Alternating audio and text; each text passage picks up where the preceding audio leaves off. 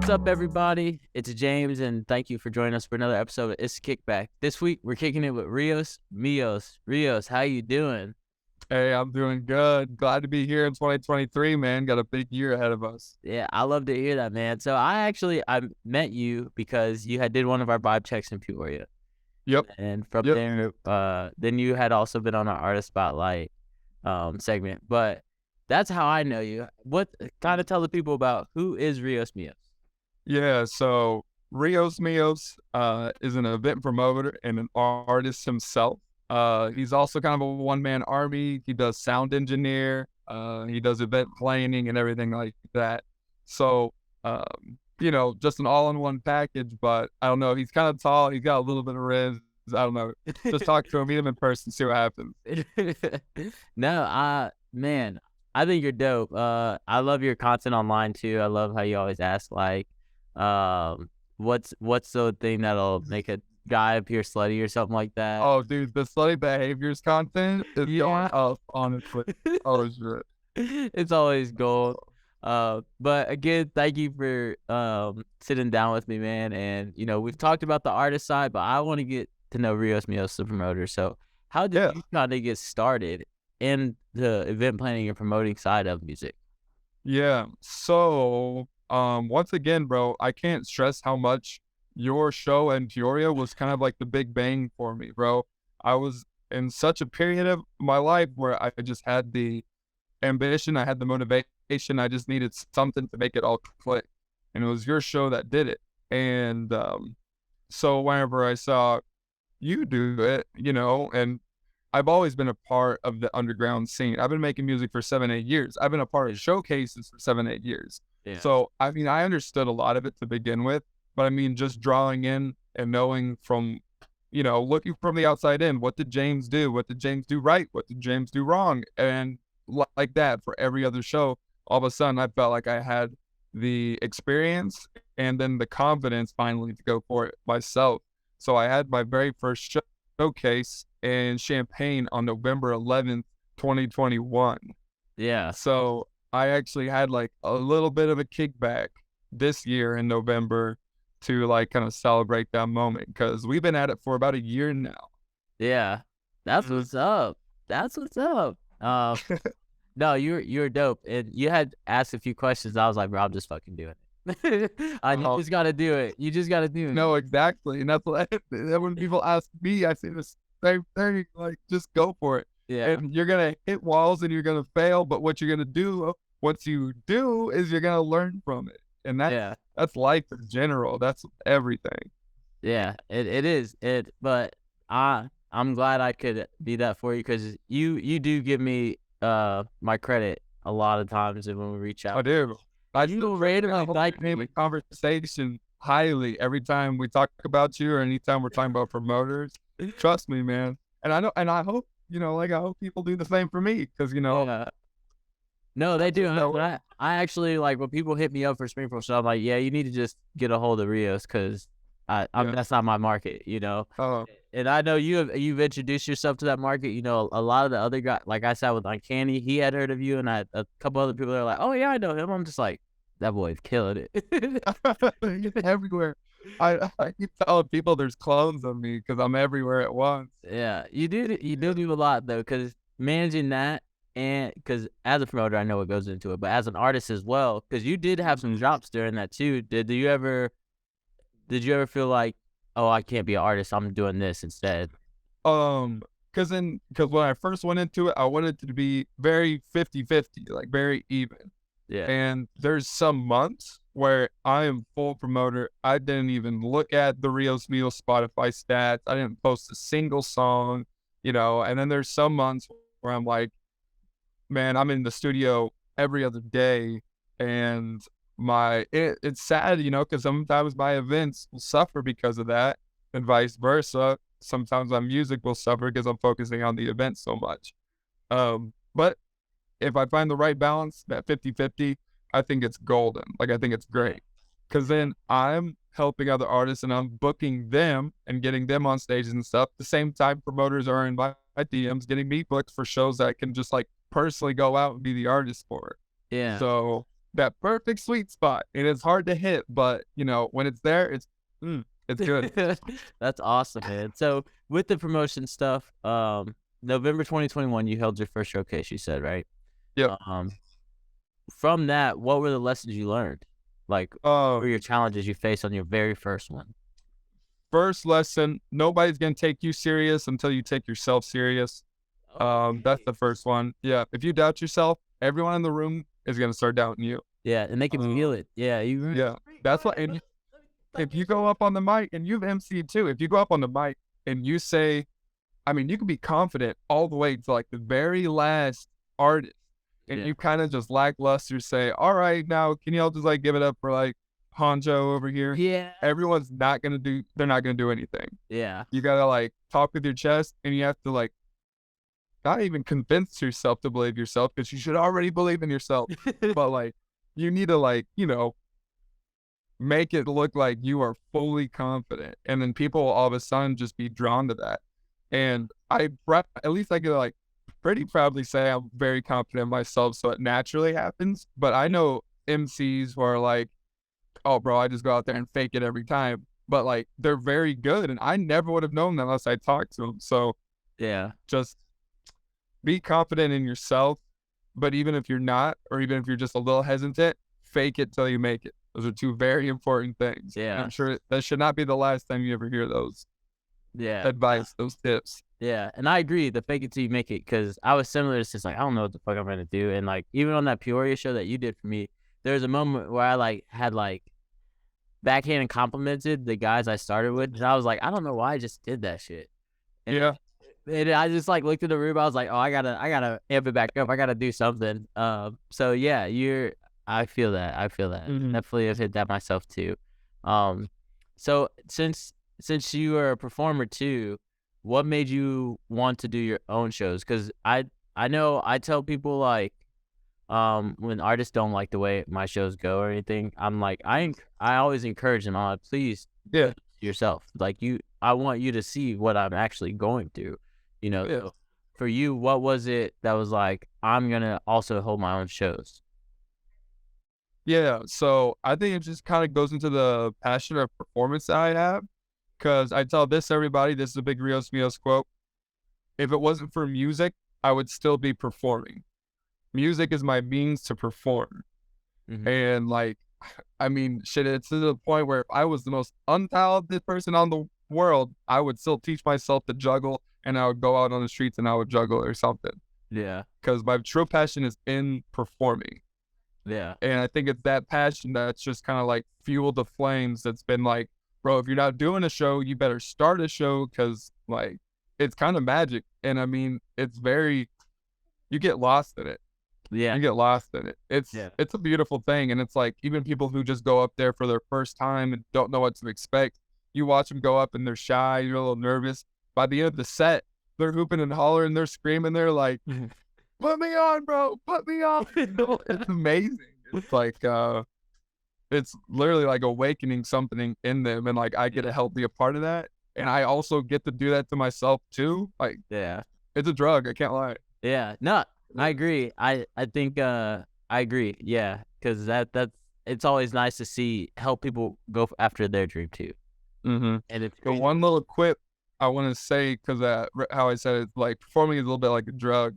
But the one little quip that I always want to say is, like, I black out whenever I perform. I rehearse 2-3 times a week my set, right? Yeah. But then once I go out on the stage and I do my set, people will run up to me like, Rios, that was crazy the way you did that, or that's crazy the way you said that. And I will every time go, I don't remember. Yeah. I do not remember. All I know is that I like get the mic, the music starts, and then all of a sudden the music's over and I'm off the stage. I do not remember. I black out. The Baby No Money show with like 1,000 people on that crazy show that I got to do. Yeah. It was literally, I would watch clips of me because I skateboarded during that set. Yeah, no, that's and I ate it one time. Like, I mean, I ate it. And I saw that video and I went, dude, I don't remember that. My brain literally did not remember that. And that's how like focused and in the moment I am. Yeah.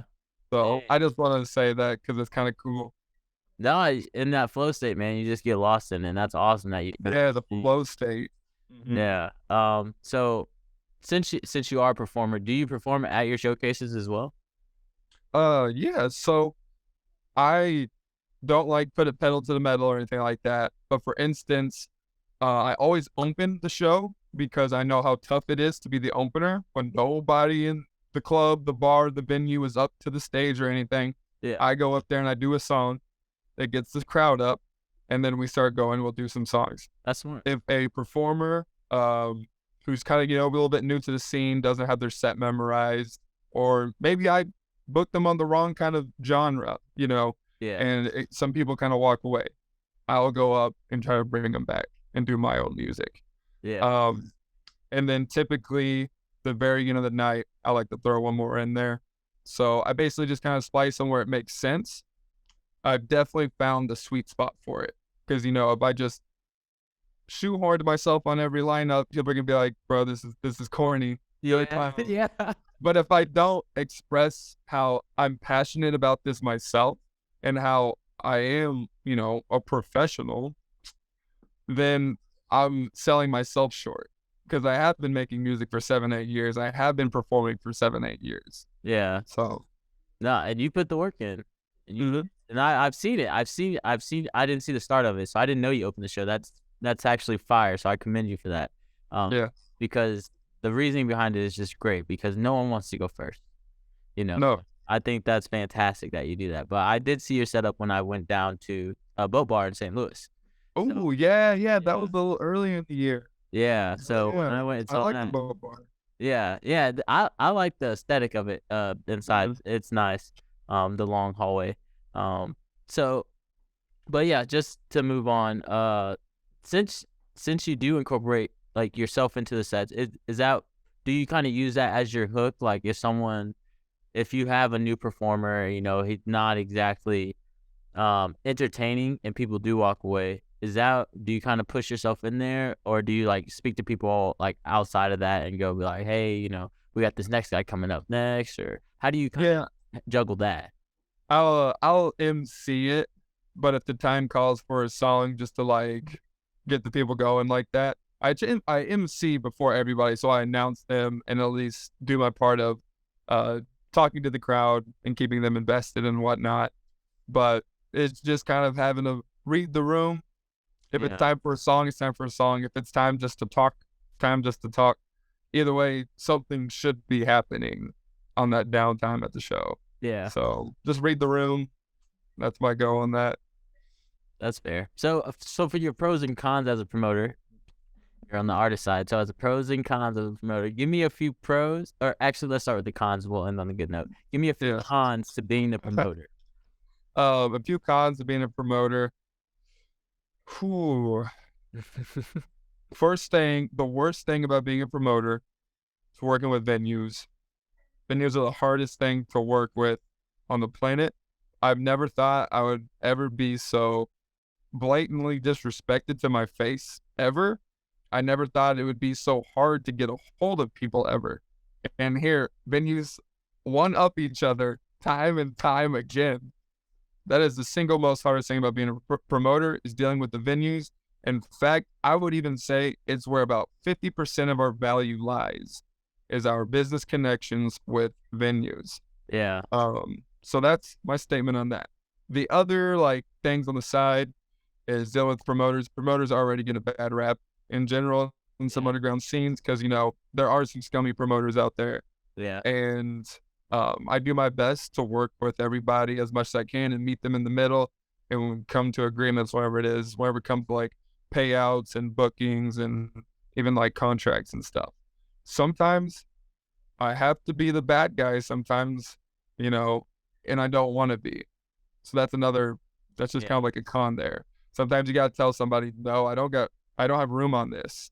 Or sometimes you got to tell them I'm just trying to save some of this venue cost. It costs $600 to rent this place out, bro. I can't just go negative, Yeah. So a lot goes into it. And sometimes you just have to be very factual. The best way to go around that is just be transparent. Make sure everybody understands what's going in to make this happen.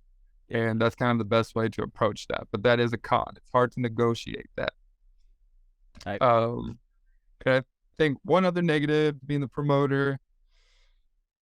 I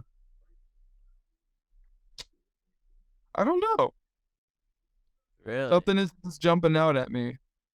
That means it's been pretty good for you. Cause I got a little longer list. Yeah. Well, you've been in it for longer, bro. Yeah. I learned it too. Last thing, just staying organized. Tough.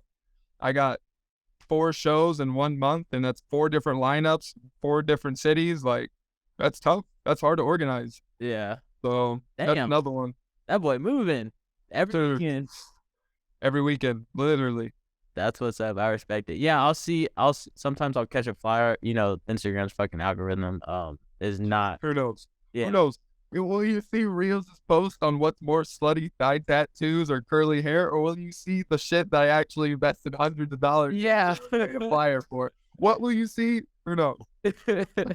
But when I do see the flyer, I try to show it. And yeah, I know you have one in Springfield coming up. You've been working with like Dumb Records a lot and stuff like that, and that's cool. Yeah. The next one in Springfield's at Whiskey Jack's, which the last one at Whiskey Jack's was huge.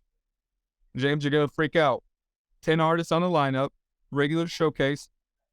Sound check was at 8. Artist check-in was at 8. Sound check was at 8:30. Showtime at 9. Everyone showed up on time. Sound check went smooth. Everyone already had their music, and the show started at 8:58, 2 minutes early. We had enough heads in the building to be like, no, this is good. Like, let's roll. Whoa. Yeah, for a showcase. I'm still waiting on my turn, man. It's tough. That's awesome. I know. I got goosebumps, and my homie who's been helping me out, Solo AJ. In fact, if you need somebody to MC or host, I've trained him. He's good. Looking him up. He was like, Rios, why are you freaking out? Like, I've never seen you so sober. And I'm like, this has never happened. Yeah. You're doing this. This has never happened. Yeah. What do you mean? Everyone's on time. Everyone like brought their peoples, and sound check went well. You're shitting me. Yeah, guess what? One of the best shows ever. We had 70 people in the building all night long. Yeah. Yeah. That's a good show. Super nice. Artists, I hope you're fucking listening right now, because when you do right, the promoter can do his job and everyone can enjoy the show. And then that means everyone stuck around from beginning to end. Like, it was good. Congratulations. That's awesome, man. Thank you. I hope you guys are able to run it back this next time. That's dope as fuck. Hoping so. All right. So we spoke about the cons. Let's talk about some pros to being the pros being the promoter. Well, in most circumstances, not every time, obviously, but in most circumstances, I get a little bit of money on the back end. Yeah. That's nice. The second thing is my name is more prominent with the event. You know, people will talk about the promoter quite a bit whenever it's all the artists getting together and just being like, well, like, who put this on? This is kind of nice. You know, they're going to say Rios Mios. Yeah. So your name starts getting held in all these conversations that are, you know, important. You know, who's making waves? Who does the shows around here? And Rios Mios. So that's a huge pro. I say that. Third thing is, once you do get to meet a venue and you guys establish a partnership and a well-respected business relationship, then it's butter. For instance, me and Whiskey Jags, me and Broadway Boat Bar, I'm trying to think of another one, the IMC in Champaign. I've got all the managers' phone numbers to the point where I just text, and all I say is, what day you want me to show up? What day do you want an event? And they give me the date, and I put it in, and we're rolling. And that's awesome. Yeah, go crazy. And that's how I can do so many, is because these venues respect what I'm doing, they respect what the artists are doing, and they want to help us out just as much as we help them out by bringing people in the door. Yeah. So that's a huge pro. Once it gets going, it feels great. That's awesome, man. I'm so glad it's worked out for you. That's awesome. Mm-hmm. I think I have one in Quincy, the Joker's Lounge, and it's good when it's like that. Yeah, it's just so much smoother. It's so much smoother. But I have you. So what's your worst situation with the venue? That you, if you don't mind me asking, the disrespecting You don't have to say the venue name, but what was what was it about? I've had 2 venues, and I don't want to say any names, but there was one venue who gave me an insane number to rent. They were giving me $1,000, which, mind you, this was not a big venue. And I've gotten to deal with big venues like the Promontory in Chicago and Canopy Club in Champaign, both of which, for their 500 capacity, full lights and audio stages are less than 1,000. This 100 person capacity bar wanted to charge me $1,000. And it just gets to like, what's going on? And then I even like very, very, very respectfully communicated to them my situation, what I'm trying to do, how the money moves in these circumstances, and how I would even take a loss before them just to prove my point and how beneficial this business practice is. Yeah. And they go, no, 1,000, bro, take it or leave it. Dude, you're not even, it's like you didn't even read the text. You didn't even read the email. Yeah. So that has happened before. And then there's another circumstance where the venue had an issue, multiple issues that basically hindered the show to the point where I should have just canceled. And they did not tell me, even though these things happened a week before. So I show up and we don't have sound and we don't have door people. And they just decided like, oh yeah, well, we figured you would have known because the last show we had didn't have those things. Like, bro, I'm not from here. I wouldn't know that. So that's just poor communicated. Poor communicating, and then almost this like, we know, like, I don't know, that last venue was very high horse. Like, yeah. Wow. So those are my 2 poor situations. Yeah. Damn. But that's rough. It seems like you were able to pivot and still capitalize, and you're still in your way. You weren't just because I've had venues fucking steal the whole concept of a show and steal a date. Oh. Yeah. So that that was like the slap in the face. I do this every year, and you're gonna take my date and make it the same theme as what I. Yeah. I was like, oh, okay. I probably shouldn't work with you anymore. No, that's scummy. Yeah, that was like, yeah. So I was just curious, the disrespectful moments, because people talk out of pocket a lot too. They can sometimes, but it's always like, okay. But no, those moments are just like, bro, you're not even listening. You obviously don't want to make any money. So yeah, what do your venue deals look like? In general, like, do you just pay the fat fee, or have you worked out? Like, yeah. So from whenever I first start working with the venue, I always play by their rules, whether it might be a flat fee and percentage of tickets, or whatever it might be. So I play by the rules, and then I just kind of slowly push things in my favor as I prove that I can provide them profit without the extra fees and stuff. With the venues I work very closely with and who respect the event and the business, quite simple. They keep the bar and I keep the door, and we shake hands and we go, we're gonna make money together tonight. Yeah, together. And it's those business relationships that have given me the opportunity to do these full time. So, but from whenever I first contact them, in good faith and the confidence of my product, I always play by their rules. As long as it's not $1,000 for the night, like, I will play by their. That's rules. That's a lot. Way too much. Yeah, that's a lot. But yeah, play by their rules. If you're confident in your product and you know the value, they'll see it as well, and just build on that relationship. Yeah, that's what's up. That's a good tip for everyone listening, or if you're just curious about what goes into putting events together. Yeah. So before I get into you working with higher tiered artists for shows, what's your goal of your showcases? The goal of the showcases, that's a great question, because I just figured it out. So let's say I put on four showcases in Chicago, right? It was January, February, March, April. Then in May, I'm going to have a big show with 1 or 2 headliners featuring the 2 best performers from the last 4 showcases. Yeah. And that's what I did in Chicago just on the 29th, 4 days ago. We had Sony, Underground Chicago, really popping. We almost had Super Boo. He had to drop at the last second due to a very unforeseen circumstance. And Young Jasper. And those are 3 like Chicago, Underground Chicago knockouts. And then as soon as I was like, well, shit, I've got 3 super dope names on this flyer. Who should I have come out? And it was beautiful because I didn't even have to think for more than a second. It hit me. There was this group called MKTP. They're absolutely turning heads with their performance value. There's my favorite white boy, Husk. That kid's crazy. I love him to death. There was another gentleman, Mikey the Gent. And I mean, these are all people that I've worked with and I've seen the value multiple times again and again. Yeah. So whenever it comes to having a bigger show, I know these people bring heads out. I know they're good. They're not going to make me look bad.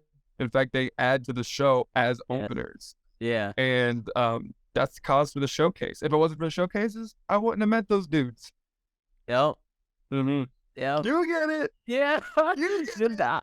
Same platform because for me, now when you do those, do you still make them pay to open or you kind of just Nope, that is the true end all be all invite. Like you, it's not even a respect level. I respect everybody, but it is you have proven yourself not once, not twice, 3 times. You are a good person. You are a good artist. You are good for the culture. Let's get you on this stage. And that show in Chicago we sold 120 tickets. Nice. You know, people go in out the door, but I would say there was a steady 80 people in the venue all night. Yeah. And especially with like whenever it got closer to when the headliners were performing, when there is a bit more, you know, around that 100 number, everybody who got to open for that kind of crowd were just like so thankful and happy with the opportunity, you know, and no skin off their back, when anything corny about it, just like, hey, you free December 29th? Come open.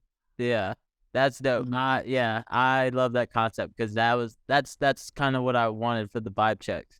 But I think it's smart that you do more than just because I do one in the city. It's like, all right, I'm gonna go with those guys. So when I bring a major, I'm gonna go with them.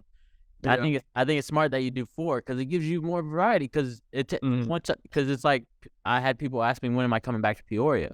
It was like, oh shit, I don't even know. Not until I book a major, and then that's not cool because then you don't have the relationship. So I think it's smart that you do that, and I respect that a lot. You should do it too, bro.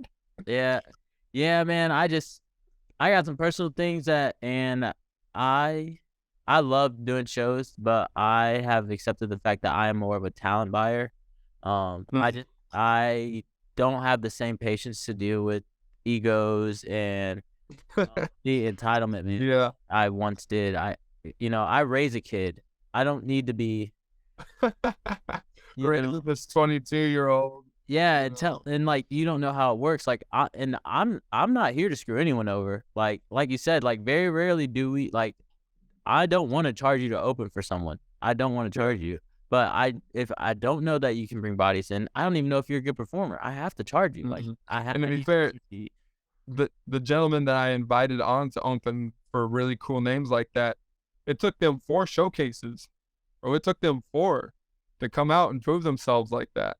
And it ain't easy. You need to like spend the time in the scene, in the community, showing face, proving what you got. Yeah, proving that you're serious. Because I've booked people who are still in that hobbyist stage, and I've given slots for bigger artists to where it was like, damn, I know I should have done that.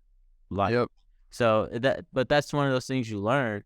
Sorry, we got about 8 minutes left, so I do want to go into outside of that for your showcases. How do artists come to you? How should they approach you if they want to just introduce themselves and start showing you what they're made of?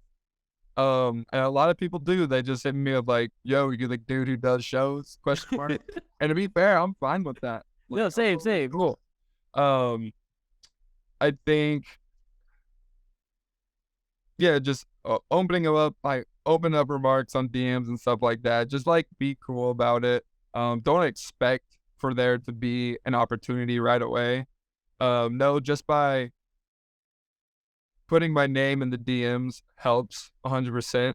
But the best and foremost, the foremost best way to get on a show is to show up to one of my other showcases.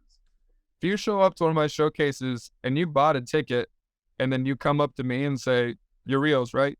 "Yeah." "When's the next one here?" I will 100% put your name in my phone at that moment, give you the next date, and say, "Closer to this time, text me," you know? Yeah. So like, always in the DM, it can't hurt, but at the end of the day, show up, show face, you know, be a part of the community. Don't expect it just to get built and then you take advantage of it. Yeah. Yeah.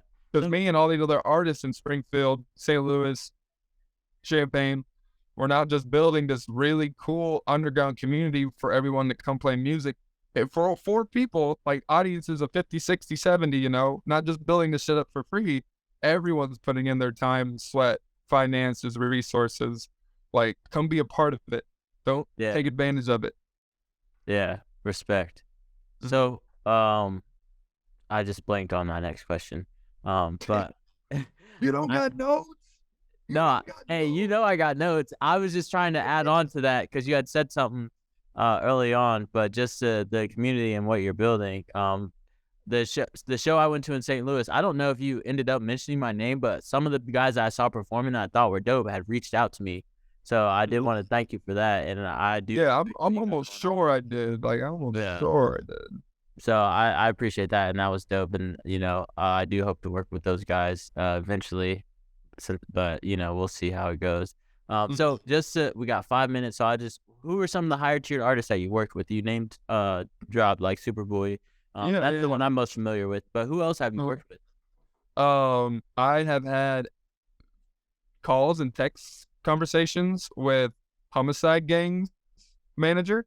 I don't want to give her name or anything like that, but I'm almost sure that's Playboy Cardi's manager too. So some really cool things going on there. There's some other ones I've talked to. Well, I know you're the Maddie Woods one. I put flyer on my Snapchat, and I had like some people hit me like, "Yo, can you get me on this?" And they're like, "How do I?" And I was just like, "You need to go follow him on Instagram." Yeah. I was like, "You need to go follow him on Instagram. He's your guy." And they're like, "Well, would you ever work with him?" And I was like, "He's doing this. Follow him on Instagram. Hit him up. Like, he'll hear you out." But yeah, Maddie Woods. Yeah, that was a big one. Young Jasper is getting there on the cusp. Homicide Gang, Superboo. Yeah, I mean, that kind of sums it up. Those are the ones. That's a lot for you. I've reached out to others. Don't think I haven't been trying, but those we talked. I have solid business confirmations and like we've signed contracts and make deals. So no, that's what's up. Because I know you had tweeted something about the Jack Harlow thing, and I was like, bro, no shit. At about the same time, we both were like trying to get that the stove button because that was before I even knew you. So you had like posted this. I was like, bro, no shit. Look, my email was like a day or two before yours was out to him. Yeah. What's poppin' took him way out of budget. Yep. So just thank you again for sitting down with me and just kicking it. Like, it's been fun, good, and it's been really great to just see your journey and just to hear about you. Because when I do go to events and people are, I always wear my merch and stuff like that, and they're like, "Oh, you do shows?" And they're like, "When you're gonna do a show around here?" I'm like, "I don't really do shows around here, but my homie does." And I usually name drop you or Uncanny. I was like, you guys can really tap into them, because this is more their. Yeah, we thank you for that too, bro. Yeah. So, so you told us how to reach out. You told us kind of what you look for on the showcases and how to participate. But how can they support your movement? Where can they find you on socials and things like that? Yeah. So my personal is at the real Rios Mios. That's where I'd be posting all the funny stuff and just being me. The Instagram Rios Mios events is the business profile. That's where you're going to see the shows, the casting calls, the flyers. That's where you're going to get more bang for your buck. Reach out for me over there and I can get you on the show. But follow both, bro. I'd be a little bit of buddy. Like, Trying to be. This man's funny. Like he'll make you laugh. Like, cause those make me laugh. I always vote on him just to see the outcome, and the outcome is never what I think it is. It's always funny. Bro, the society's going downhill whenever loving your mom is more slutty than cheating. Oh man, that's gold. But Rios Mios, thank you again for sitting down and kicking it with me, man. It's been a pleasure. Yeah, absolutely. All mine too. King.